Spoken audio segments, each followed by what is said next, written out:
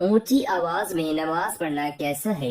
حضور اکرم صلی اللہ تعالی علیہ وسلم نے فرمایا، جو بندہ اکیلے میں اونچی آواز میں نماز پڑھتا ہے کہ کوئی دوسرا بندہ اس کے ایک دو حروف سن لے تو اللہ تعالی اس انسان پر بسم اللہ الرحمن الرحیم السلام علیکم ورحمۃ اللہ وبرکاتہ۔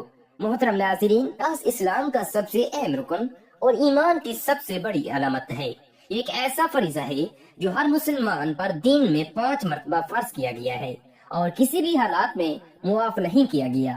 اللہ تعالی نے قرآن میں نماز کو قائم کرنے کا بار بار حکم دیا ہے اور اسے برائیوں اور فحشی سے روکنے کا سب سے بڑا ذریعہ قرار دیا گیا ہے۔ نبی پاک صلی اللہ علیہ وسلم نے فرمایا کہ قیامت کے دن سب سے پہلے نماز کا حساب لیا جائے گا۔ اگر نماز درست ہوئی تو باقی اعمال بھی درست ہوں گے اور اگر نماز خراب ہوئی تو باقی اعمال بھی رہ جائیں گے۔ جو شخص نماز کو خشوع خضوع کے ساتھ ادا کرتا ہے، اللہ پاک اس کے گناہ معاف کر دیتا ہے اور اسے پاکیزہ زندگی عطا فرماتا ہے۔ ناظرین، نماز کو چھوڑنے کی بہت سخت وعید آئی ہے۔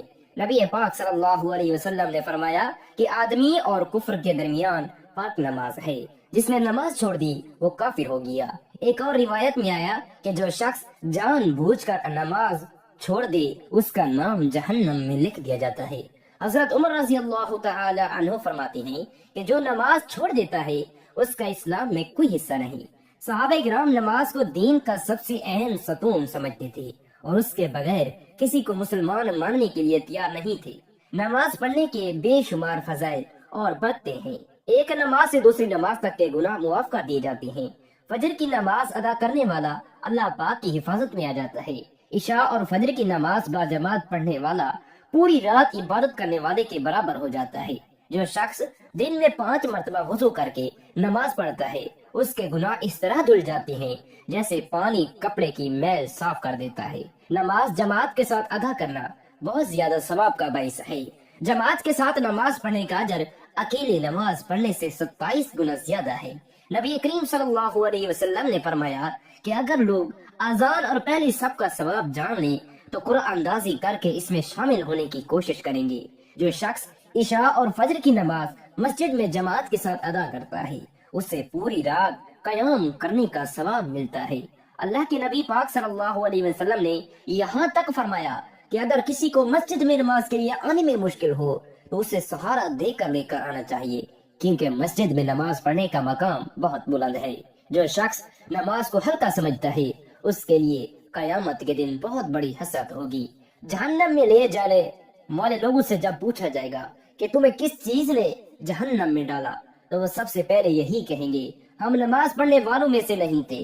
شیطان انسان کو سب سے پہلے نماز میں سستی دلاتا ہے۔ ناظرین، کیونکہ اسے معلوم ہے کہ نماز ہی وہ عمل ہے جو اللہ کے قریب کرتا ہے اور نیکیوں کو مضبوط کرتا ہے۔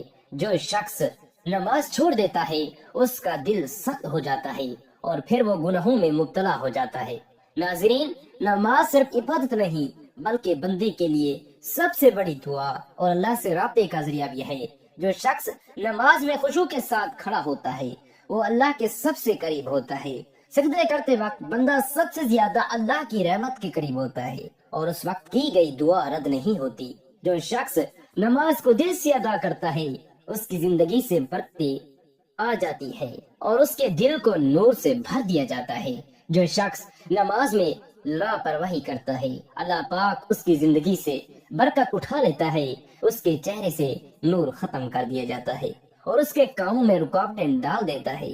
نماز قیامت کے دن مومن اور منافق کے درمیان فرق کرے گی۔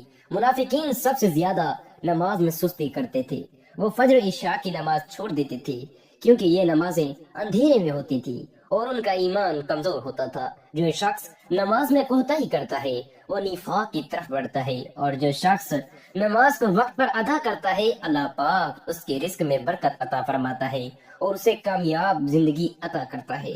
ناظرین، نماز میں قرآن کی تلاوت ایک ایسا عبادتی عمل ہے اس میں نبی کریم صلی اللہ علیہ وسلم نے نہ صرف الفاظ کو پڑھنے کا طریقہ سکھایا ناظرین بلکہ اس کے انداز ادا میں بھی خاص نزاکت اور اعتدال پیدا کیا۔ ناظرین، قرآن مجید کی تلاوت کا مقصد صرف آیات کا ذہنی پڑھنا نہیں بلکہ دل کی گہرائیوں سے اللہ کی حمد و ثنا کرنا اور اپنے اندر خشوع خضوع پیدا کرنا ہے۔ احادیث مبارکہ کی روشنی میں ہمیں معلوم ہوتا ہے کہ نبی کریم صلی اللہ علیہ وسلم نے جماعت میں نماز پڑھتے وقت اپنی آواز کو بلند رکھا تاکہ حاضرین تک قرآن کی تاثیر پہنچ سکے اور ان کے دلوں میں اس کے معنی گھر کر سکیں، جبکہ جب وہ اکیلے نماز ادا کرتے تو اپنی تلاوت کو نرم اور مدھم رکھتے تاکہ دل کی سکون اور عبادت کی خلوصیت برقرار رہے۔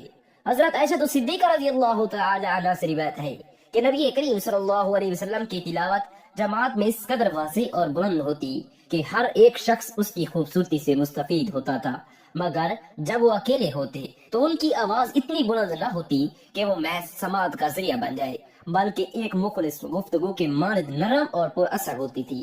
یہ بات ہمیں صحیح بخاری اور صحیح مسلم کی متعدد احادیث سے بھی معلوم ہوتی ہے کہ نماز کے دوران تلاوت کا انداز اور ماحول کے مطابق تبدیل کیا جاتا ہے، جس سے یہ ثابت ہوتا ہے کہ عبادت میں اعتدال اور مقصود قلب کو اولین ترجیح دی گئی ہے۔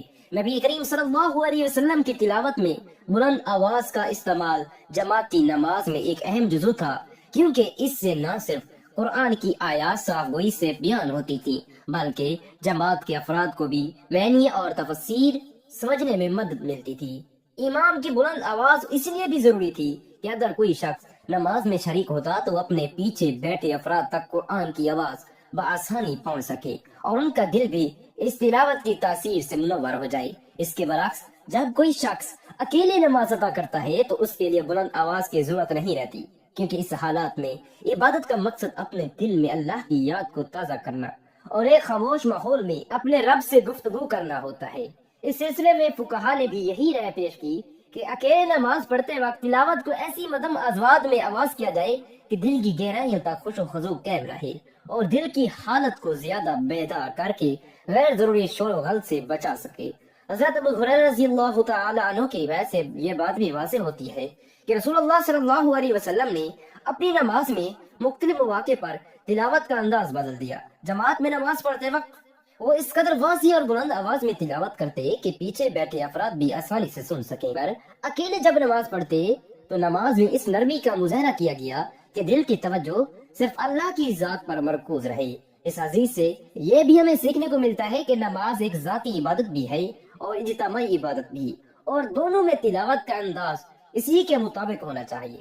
اگر کسی فرد کی نیت صرف اپنے رب سے قرب حاصل کرنا ہو تو اسے چاہیے کہ وہ اپنی آواز کو مدھم رکھے تاکہ اس کے دل میں اللہ کا احساس گہرائی تک منتقل ہو سکے، نہ کہ صرف ایک ظاہری اداکاری بن کر رہ جائے۔ ایک اور پہلو جس پر غور کرنا ضروری ہے کہ وہ یہ کہ بلند آواز میں نماز پڑھنے سے بعض اوقات ماحول میں غیر ضروری شور پیدا ہو جاتا ہے، جو کہ نہ صرف عبادت کے ماحول کو متاثر کرتا ہے بلکہ مسجد میں موجود دیگر عبادت گزاروں کی توجہ بھی منتشر کر دیتا ہے۔ اگرچہ جماعت کی نماز میں امام کی بلند آواز سے سب مستفید ہوتے ہیں، لیکن اکیلے نماز پڑھتے وقت بلند آواز کا استعمال کس طرح کی خود نمائی یا غیر ضروری شور کا باعث بن سکتا ہے، جس سے عبادت کی روحانی مٹھاس متاثر ہوتی ہے۔ اس لیے علماء کرام اور فقہا کی رائے ہے کہ جب کوئی شخص اکیلے نماز ادا کر رہا ہو تو اسے چاہیے کہ وہ اپنی تلاوت کو اپنی باطنی حالت کے مطابق نرم اور پر اثر رکھے تاکہ اس کی عبادت کا مقصد یعنی اللہ سے قربت اور دل کی تسکین مکمل طور پر حاصل ہو سکے۔ اس بات سے ہمیں آگاہی حاصل ہوتی ہے کہ نماز میں آواز کا استعمال صرف ایک ذہنی عمل نہیں بلکہ ایک ایسا ذریعہ ہے جس کے ذریعے عبادت گزار اپنے دل کی کیفیت کو بہتر بنا سکتے ہیں۔ بلند آواز میں تلاوت سے جماعت میں موجود افراد کو قرآن کریم کی تعلیم اور اس کے معنی کا احاطہ ملتا ہے، لیکن اگر کوئی شخص اکیلے نماز پڑھ رہا ہو تو اس کے لیے زیادہ ضروری ہے کہ وہ اپنے دل کی خاموشی اور اللہ کی یاد میں غرق ہو جائے۔ اس تناظر میں احادیث کی روشنی میں ہمیں یہی پیغام دیتی ہے کہ نماز کی روحانی تاثیر اس بات پر منحصر ہے کہ انسان کس طرح اپنے دل کو اللہ کی یاد میں مشغول کرتا ہے، نہ کہ صرف اپنی آواز کی بلندیت پر۔ نبی کریم صلی اللہ علیہ وسلم نے ہمیں یہ سکھایا کہ عبادت میں ہمیشہ دل کی حالت اور خشوع کو مقدم رکھا جائے تاکہ اللہ کی رحمت اور برکت ان کے دلوں پر نازل ہو سکے۔ مزید احادیث مبارکہ میں یہ بھی معلوم ہوتا ہے کہ نماز میں تلاوت کا انداز کس حد تک بلند رہتا ہے، جیسا کہ مختلف نمازوں کے لیے مختلف انداز اپنایا جاتا ہے۔ فجر اور عشاء کی نماز میں جماعت کے لیے بلند آواز میں تلاوت کی جاتی ہے تاکہ سب کو سنائی دے، جبکہ ظہر اور عصر کی نماز میں جہاں جماعت کا ہجوم کم ہوتا تھا، یہاں جہاں نماز کو زیادہ خاموشی سے ادا کیا جاتا تھا، وہاں تلاوت کی آواز بھی نرم رکھی۔ اس سے ظاہر ہوتا ہے کہ آواز کا استعمال عبادت کے ماحول اور شرائط کے مطابق ہونا چاہیے۔ اکیلے نماز ادا کرنے والے فرد کو چاہیے کہ وہ اپنی تلاوت کو اس انداز میں ڈھالے جو نہ صرف اس کے دل کی گہرائیوں کو متاثر کرے بلکہ اس کے روحانی سفر میں بھی مددگار ثابت ہو۔ یہی وجہ ہے کہ حدیث کی روشنی میں بلند آواز کا استعمال جماعت میں مخصوص حالات میں جائز قرار دیا گیا، جبکہ اکیلے عبادت کرنے والے کے لیے نرم انداز سے تلاوت افضل سمجھا گیا۔ اس زمن میں بھی ہمیں یہ سیکھنے کو ملتا ہے کہ نبی پاک نے اپنی تلاوت میں ہمیشہ توازن رکھا۔ ان کا طریقہ عمل یہ تھا کہ وہ نہ تو اتنی بلند آواز میں پڑھتے کہ دوسروں کو سنائی دے کہ اگر ان کی توجہ منتشر ہو جائے، اور نہ ہی اتنی مدم کہ قرآن کی تاثیر مدم پڑ جائے۔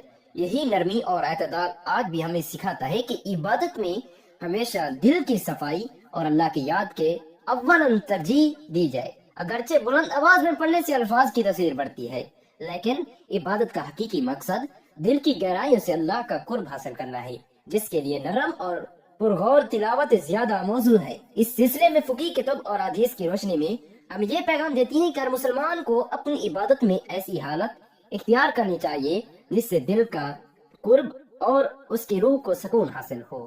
ناظرین، بلند یا نرم آواز میں تلاوت کا انتخاب اس بات پر منحصر ہے کہ اس لمحے میں انسان کا دل کیسا ہے اور اس کی توجہ کہاں مرکوز ہے۔ جماعت میں جہاں بلند آواز سے سب کو مستفید کیا جاتا ہے، وہیں اکیلے نماز پڑھتے وقت نرم انداز تلاوت دل کی سکون اور اللہ کے ساتھ ذاتی رابطے کو فروغ دیتا ہے۔ حدیث مبارکہ اور نبی کریم صلی اللہ علیہ وسلم کے طریقہ عمل سے ہمیں یہی پیغام ملتا ہے کہ عبادت میں اعتدال اور خشوع کو برقرار رکھنا سب سے اہم ہے۔